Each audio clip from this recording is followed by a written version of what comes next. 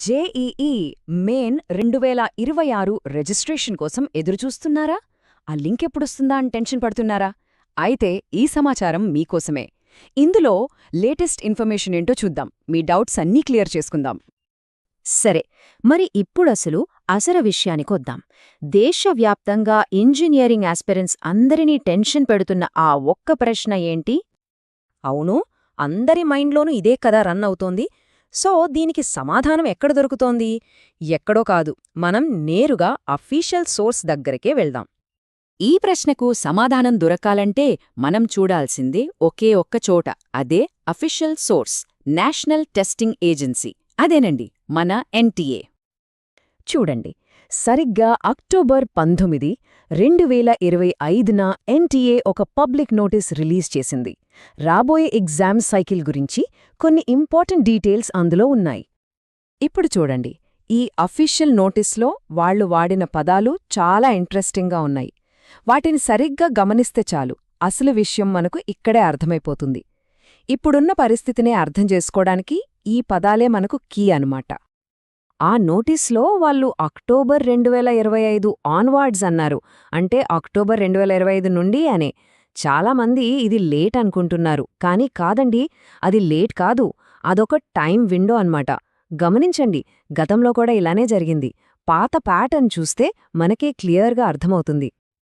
ఒకసారి ఈ టైమ్లైన్ చూడండి. 2024 ఎగ్జామ్కి నవంబర్ 1న స్టార్ట్ అయింది.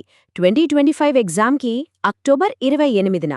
అంటే 2026కి కూడా అక్టోబర్ చివర్లో రిజిస్ట్రేషన్ స్టార్ట్ అవ్వడం అనేది చాలా నార్మల్, కొత్తేం కాదు.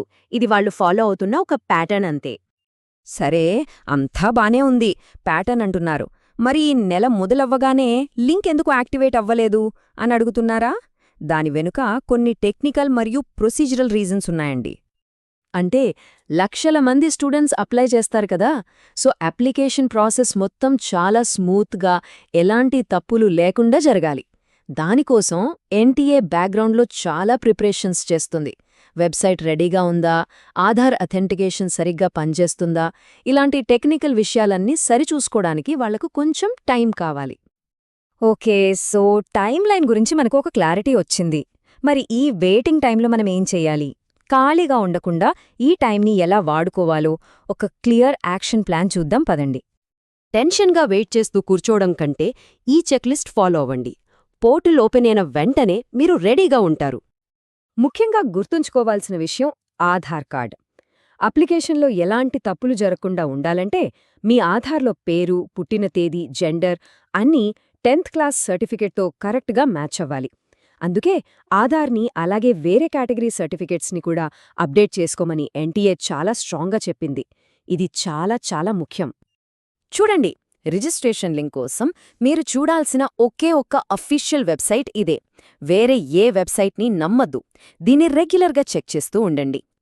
గుర్తుంచుకోండి, ఈ రిజిస్ట్రేషన్ అనేది ఒక పెద్ద జర్నీలో జస్ట్ ఫస్ట్ స్టెప్ మాత్రమే. సక్సెస్ అవ్వాలంటే సరైన ఇన్ఫర్మేషన్తో ఎప్పటికప్పుడు అప్డేటెడ్గా ఉండటం చాలా అవసరం.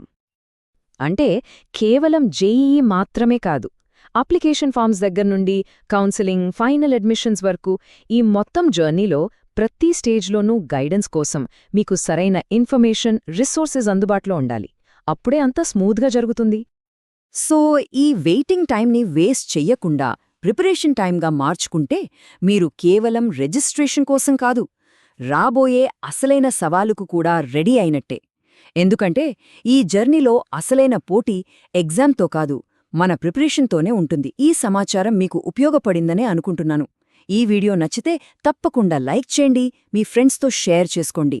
మీకేమన్నా డౌట్స్ ఉంటే కింద కామెంట్స్లో అడగండి. మరిన్నిలాంటి అప్డేట్స్ కోసం మన ఛానల్కి సబ్స్క్రైబ్ చేసుకోవడం మర్చిపోకండి.